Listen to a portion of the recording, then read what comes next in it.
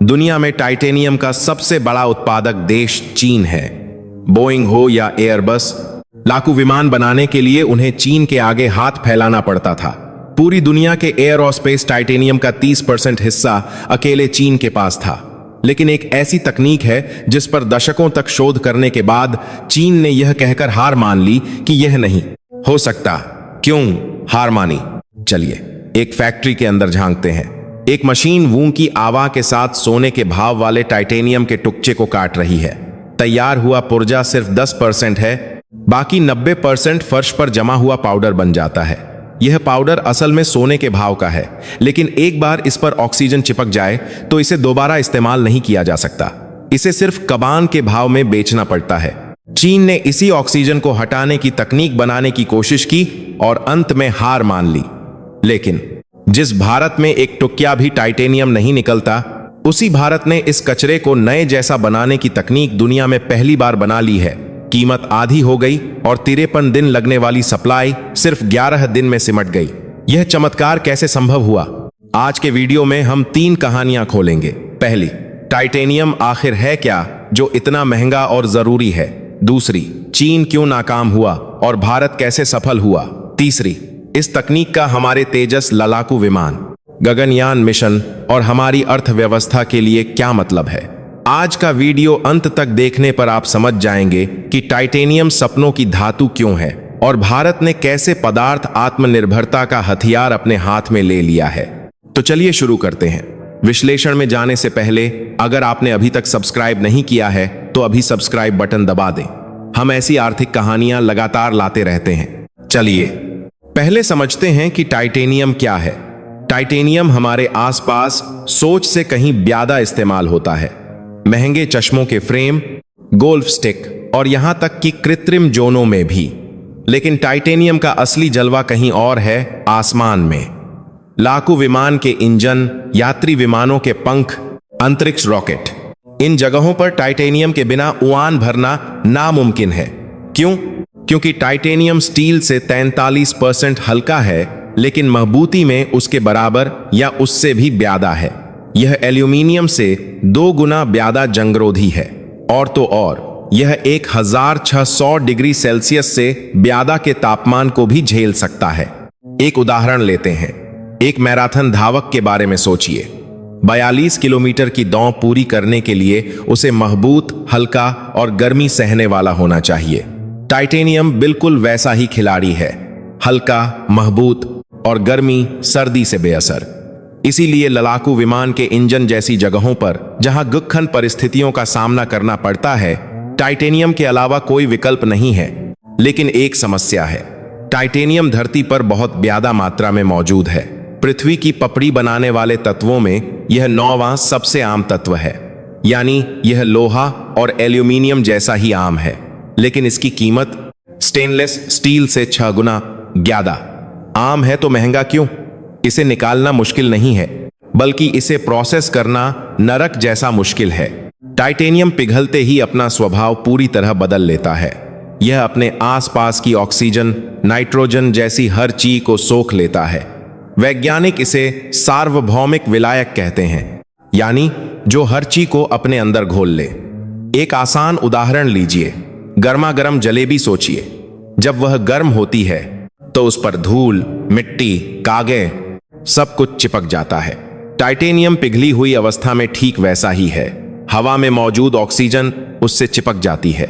समस्या यह है कि ऑक्सीजन चिपकते ही टाइटेनियम पूरी तरह बर्बाद हो जाता है। यह कांच की तरह नाजुक और भंगुर हो जाता है। तकनीकी भाषा में इसे भंगुरता, एम्ब्रिटलमेंट कहते हैं। सोचिए, अगर लड़ाकू विमान के इंजन का पुर्जा कांच की तरह टूट जाए तो क्या होगा? कल्पना करना भी भयानक है। इसीलिए टाइटेनियम को प्रोसेस करने के लिए पूरी तरह से सील बंद वैक्यूम निर्वात में खास उपकरणों से बहुत धीरे धीरे काम करना पड़ता है। इसमें बेहिसाब पैसा लगता है। टाइटेनियम की कीमत का 80% से ज्यादा हिस्सा इसी प्रोसेसिंग बात करने वाला है का खर्च है। कच्चे माल का नहीं, बल्कि बनाने का खर्च। अब असली समस्या सामने आती है। जैसा मैंने फैक्ट्री में बताया, टाइटेनियम के टुकड़े को काटकर जब विमान का पुर्जा बनाते हैं तो सिर्फ 10% ही काम आता है। बाकी 90% कटा हुआ पाउडर और टुकड़े होते हैं, जिसे स्क्रैप कहते हैं। यह स्क्रैप असल में सोने के भाव का है, लेकिन कटते ही हवा की ऑक्सीजन उस पर चिपक जाती है और वह फिर कभी विमान का पुर्जा नहीं बन सकता। गर्मा गर्म जलेबी पर चिपकी धूल याद है? उस धूल को हटाना जैसे नामुमकिन है, वैसा ही यह है। तो इस सोने के भाव वाले स्क्रैप का क्या होता है? इसे कबाड़ी को बेच दिया जाता है। स्टील प्लांट में इसे फेरो टाइटेनियम नाम के एडिटिव के तौर पर इस्तेमाल किया जाता है, जिसकी कीमत असली कीमत का 10वां हिस्सा भी नहीं होती। संक्षेप में, महंगा खरीदो, 90% कचरे में फेंको और सिर्फ 10% इस्तेमाल करो। यही अब तक पूरी दुनिया के एरोस्पेस उद्योग की हकीकत थी। अमेरिका, यूरोप, जापान, कोई भी इस समस्या को 80 सालों से हल नहीं कर पाया। क्यों नहीं कर पाए? इसके लिए हमें 80 साल पुरानी एक तकनीक को समझना होगा। 1940 के दशक में विलियम क्रॉल नाम के एक वैज्ञानिक ने टाइटेनियम बनाने का तरीका खोजा था, जिसे क्रॉल प्रक्रिया कहते हैं। इस प्रक्रिया में टाइटेनियम अयस्क को क्लोरीन गैस से ट्रीट करके एक केमिकल बनाया जाता है और फिर उसे एक बब्बे बर्तन में मैग्नीशियम के साथ रिएक्ट कराकर टाइटेनियम स्पंज निकाला जाता है। मुश्किल शब्दों को छोड़ दीजिए। जरूरी बात यह है कि यह तरीका 1940 में आया था और 2024 तक यही दुनिया का मानक है। 80 साल बाद भी यही। जी हां, इससे पता चलता है कि टाइटेनियम को प्रोसेस करना कितना मुश्किल है। लेकिन क्रॉल प्रक्रिया में 2 बड़ी खामियां हैं। पहली, यह लगातार उत्पादन नहीं कर सकती। एक बार रिएक्शन पूरा होने के बाद उसे ठंडा करना पड़ता है और फिर बर्तन को खोलकर टाइटेनियम को मशीन से तोड़कर निकालना पड़ता है, यानी फैक्ट्री 24 घंटे नहीं चल सकती। दूसरी और ज्यादा गंभीर खामी यह है कि इससे सिर्फ नया टाइटेनियम बन सकता है। वह जो 90% स्क्रैप था, उसे क्रॉल प्रक्रिया से रिसाइकल करना नामुमकिन है, क्योंकि उसमें पहले से ही ऑक्सीजन चिपकी हुई है। उदाहरण के लिए सोचिए, आपके महंगे सूट पर कॉफी गिर गई। क्रॉल प्रक्रिया एक ऐसी फैक्ट्री है जो सिर्फ नए सूट बनाना जानती है। वह कॉफी के दाग वाले सूट को हाथ भी नहीं लगाएगी, सीधा फेंकने को कहेगी। इसीलिए पूरी दुनिया का एरोस्पेस उद्योग 80 सालों से महंगे नए सूट खरीद रहा था और दाग लगे सूटों को कबान में फेंक रहा था। तो क्या किसी ने इस दाग को मिटाने की कोशिश नहीं की? बिल्कुल की। और इस कोशिश में सबसे आगे था चीन। चीन टाइटेनियम तकनीक में एक अग्रणी देश था। उसने सोचा, प्लाज्मा का इस्तेमाल क्यों न किया जाए। प्लाज्मा क्या है? जब गैस को बहुत ज्यादा ऊर्जा दी जाती है तो उसके परमाणु टूटकर चार्ज हो जाते हैं। इसी अवस्था को प्लाज्मा कहते हैं। बिजली की काचक या सूरज की सतह प्लाज्मा अवस्था में होती है। चीनी वैज्ञानिकों ने सोचा कि अगर टाइटेनियम पर हाइड्रोजन प्लाज्मा छोड़ा जाए तो हाइड्रोजन ऑक्सीजन के साथ मिलकर पानी हदू बन जाएगा और ऊ जाएगा। सिद्धांत के तौर पर यह एकदम सही था। ऑक्सीजन को पानी बनाकर उहा दो तो टाइटेनियम से सिर्फ ऑक्सीजन निकल जाएगी। लेकिन जब उन्होंने प्रयोग किया तो एक बड़ी समस्या खारी हो गई। ऑक्सीजन तो निकल गई, लेकिन उसकी जगह हाइड्रोजन टाइटेनियम के अंदर घुस गई। अगर हाइड्रोजन टाइटेनियम के कणों के बीच फंस जाए तो टाइटेनियम फिर से कांच की तरह नाजुक हो जाता है। इसे हाइड्रोजन भंगुरता कहते हैं। यह वैसा ही है जैसे कॉफी का दाग मिटाने के लिए आपने एक डिटर्जेंट इस्तेमाल किया, लेकिन उस डिटर्जेंट का दाग कॉफी से भी बड़ा और पक्का पड़ गया। कॉफी तो हट गई, लेकिन डिटर्जेंट ने कपड़ा ही बर्बाद कर दिया। चीनी वैज्ञानिक इसी स्थिति में फंस गए। उस समय की तकनीक से प्लाज्मा के तापमान को सटीकता से नियंत्रित करना संभव नहीं था। उन्हें उतनी ही हाइड्रोजन इस्तेमाल करनी थी जितनी ऑक्सीजन हटाने के लिए जरूरी हो और बची हुई हाइड्रोजन को वापस निकालना था, लेकिन यह नियंत्रण संभव नहीं हो पाया। अंत में चीन ने यह शोध छोड़ दिया। उन्होंने निष्कर्ष निकाला कि प्लाज्मा से टाइटेनियम को शुद्ध करना नामुमकिन है और फाइल को दराज में बंद कर दिया। उन्होंने महंगे लेकिन भरोसेमंद क्रॉल प्रक्रिया का ही विस्तार करने का फैसला किया। यही है, चीन ने भी हार मान ली वाली बात का सच। लेकिन भारत ने यह कर दिखाया। कैसे? भारत का रक्षा अनुसंधान एवं विकास संगठन DRDO और उससे जुटी एक प्रयोगशाला ने ठीक उसी जगह से काम शुरू किया जहां चीन ने छोड़ा था। उनकी सबसे बड़ी सफलता क्या थी? चीन सब कुछ एक ही बार में करना चाहता था। प्लाज्मा छोड़ो, ऑक्सीजन हटाओ, काम खत्म। भारतीय शोधकर्ताओं ने इसे 2 चरणों में बांटा। चरण 1, हाइड्रोजन प्लाज्मा छोकर ऑक्सीजन को पानी बनाकर उड़ा दो। चरण 2, तुरंत वैक्यूम मोड में स्विच करके बची हुई हाइड्रोजन को बर्दस्ती बाहर खींच लो। उदाहरण से समझिए, आपने दाग लगे सूट को लॉन्ड्री में दिया। पहले चरण में एक खास केमिकल से कॉफी का दाग हटाया गया, लेकिन केमिकल कपच में रह गया। दूसरे चरण में तुरंत तेम गर्म भाप से उस केमिकल को भी पूरी तरह उड़ा दिया गया। चीन ने सिर्फ केमिकल इस्तेमाल किया था, लेकिन उसे धोया नहीं। भारत ने केमिकल इस्तेमाल करके उसे तुरंत धोकर सूखा भी दिया।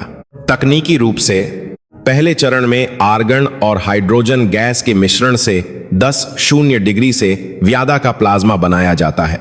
इससे पैदा हुई हाइड्रोजन टाइटेनियम की सतह पर ऑक्सीजन से मिलकर भाप बन जाती है और उड़ जाती है। दूसरे चरण में तुरंत वैक्यूम मोड चालू करके टाइटेनियम में बची हुई हाइड्रोजन को बाहर निकाल लिया जाता है।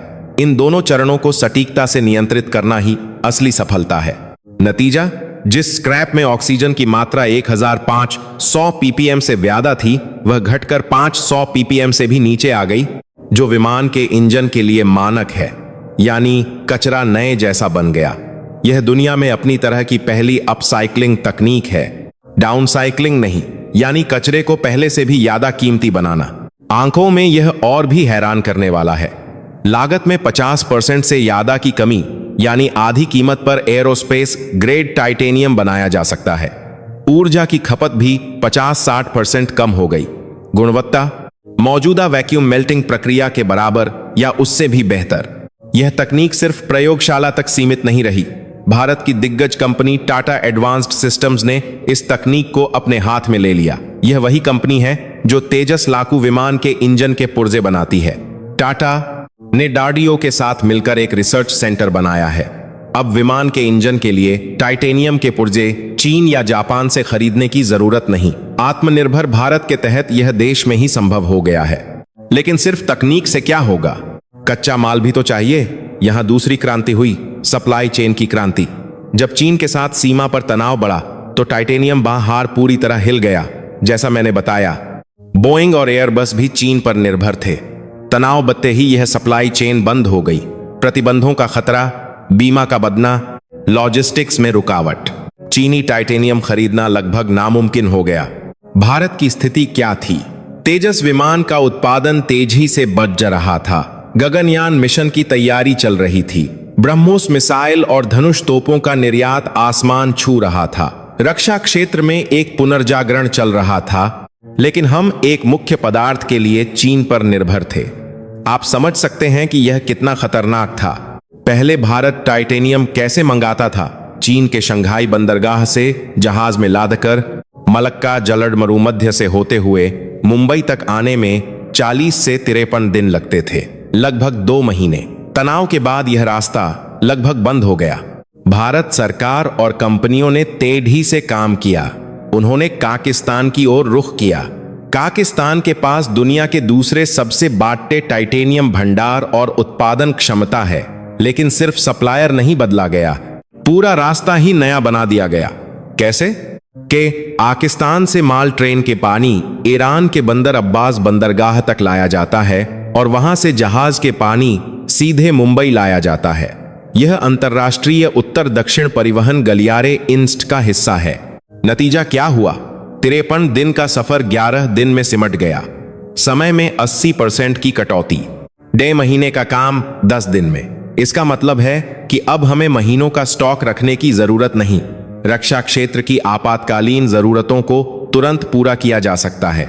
संक्षेप में, देश में स्क्रैप रिसाइकलिंग की तकनीक, पाकिस्तान से नया सीधा रास्ता। इन दोनों के मिलने से भारत ने सैद्धांतिक रूप से चीनी टाइटेनियम पर अपनी निर्भरता को 0% करने की क्षमता हासिल कर ली। यह सिर्फ सप्लायर बदलना नहीं है, यह एक रणनीतिक पदार्थ पर पूरी तरह से आत्मनिर्भरता हासिल करना है। यही सच्ची पदार्थ आत्मनिर्भरता है। अब थोड़ा रुककर लंगजिंगता से देखते हैं। क्या यह तकनीक पूरी तरह से परफेक्ट है? इसमें कोई जोखिम नहीं है? ऐसा नहीं है। पहला जोखिम तकनीकी है। हाइड्रोजन प्लाज्मा तकनीक दोधारी तलवार है। अगर दूसरे चरण में हाइड्रोजन को पूरी तरह नहीं निकाला गया और पैरासी भी हाइड्रोजन रह गई, तो वान के दौरान इंजन टूट सकता है। इसीलिए टाटा को मौजूदा मानकों से कहीं बयादा सख्त क्वालिटी कंट्रोल सिस्टम बनाए रखना होगा। दूसरा जोखिम आर्थिक है। यह प्रक्रिया ऊर्जा बहुत खाती है। भारत में औद्योगिक बिजली की दरें बन रही हैं। अगर बिजली बहुत महंगी हो गई तो आधी कीमत वाला फायदा कम हो सकता है। तीसरा जोखिम भू राजनीतिक है। हमने चीन को छोड़कर पाकिस्तान को पकड़ा, लेकिन मध्य एशिया की अपनी चुनौतियां हैं। अगर उस क्षेत्र में अस्थिरता आती है तो यह 11 दिन का रास्ता भी बंद हो सकता है। किसी एक देश पर बहुत ज्यादा निर्भर रहना हमेशा जोखिम भरा होता है। इन सब के बावजूद इस तकनीक का प्रभाव बहुत बड़ा होगा। सबसे पहले रक्षा निर्यात। भारत दुनिया के शीर्ष 4 रक्षा निर्यातकों में शामिल होना चाहता है। तेजस, ब्रह्मोस, धनुष, तोप, इन सब में टाइटेनियम खूब लगता है। जब जर्मनी और अमेरिका जैसे प्रतिद्वंद्वी महंगा टाइटेनियम इस्तेमाल करेंगे, तब भारत कम लागत वाला उच्च शुद्धता का रिसाइकल किया हुआ टाइटेनियम इस्तेमाल कर सकता है। इसका मतलब है कि अरबों डॉलर के वैश्विक टेंडर में हमें कीमत का एक बड़ा फायदा मिलेगा। मेक इन इंडिया की ताकत और बढ़ जाएगी। दूसरा है भविष्य का उद्योग। टाइटेनियम सस्ता होने से सिर्फ एयरोस्पेस को फायदा नहीं होगा। UAM, अर्बन एयर मोबिलिटी, यानी उड़ने वाली टैक्सी के बारे में आप जानते हैं। इसे हकीकत बनाने के लिए वाहन का हल्का होना जरूरी है। सस्ता टाइटेनियम यहां बपने पैमाने पर इस्तेमाल हो सकता है। हाइड्रोजन फ्यूल सेल में भी टाइटेनियम एक आदर्श पदार्थ है, लेकिन महंगा होने के कारण इस्तेमाल नहीं होता था। कीमत कम होने से हाइड्रोजन कारों और बिजली बनाने वाले फ्यूल सेल का फूजीकरण तेज हो सकता है। इतिहास में ऐसा हो चुका है। 1990 के दशक में जब जापान ने कार्बन फाइबर तकनीक पर पकड़ बनाई थी, तब वह भी बहुत महंगा था, लेकिन जापानी कंपनियों ने लागत कम की और आज वह विमान के पंखों से लेकर गोल्फ स्टिक तक हर जगह इस्तेमाल होता है। भारत की टाइटेनियम रिसाइकलिंग तकनीक भी उसी रास्ते पर चल सकती है। लागत कम होगी, इस्तेमाल बढ़ेगा और बाजार बड़ा होगा। चलिए सब कुछ समेटते हैं। टाइटेनियम सपनों की धातु था, लेकिन कीमत एक बुरा सपना थी। 80 साल पुरानी क्रॉल प्रक्रिया में 90% माल बर्बाद होता था। चीन इसे रिसाइकल करने की कोशिश में हाइड्रोजन भंगुरता की दीवार से टकराकर हार गया। भारत के DRDO ने 2 चरणीय हाइब्रिड प्रक्रिया, आटली जानता होगा, समय साला कराता है, से उस दीवार को तोड़ दिया। ऑक्सीजन हटाना और फिर हाइड्रोजन निकालना, इन 2 चरणों को अलग करना ही सफलता की कुंजी थी। टाटा इस तकनीक को आगे बढ़ा रही है और पाकिस्तान के नए रास्ते के साथ चीन पर 0% निर्भरता संभव हो गई है। यह सिर्फ एक तकनीकी खबर नहीं है, यह भारत के हाथ में पदार्थ आत्मनिर्भरता का हथियार आने की कहानी है। हमारे निर्यात की ताकत, अंतरिक्ष उद्योग की नींव और भविष्य की मोबिलिटी का मुख्य पदार्थ, सब कुछ इससे जुड़ा है। यह नतीजा है उस तकनीक पर काम करने का जिसे दूसरों ने नामुमकिन मानकर छोड़ दिया था। जब आप ऐसी तकनीकी खबरें सुनते हैं तो आपके मन में क्या विचार आते हैं? क्या टाइटेनियम की तरह और भी रणनीतिक पदार्थ हैं जिनके बारे में हम नहीं जानते? अपने विचार कमेंट्स में जरूर बताएं। आज का वीडियो यहीं तक। देखने के लिए धन्यवाद। जय हिंद।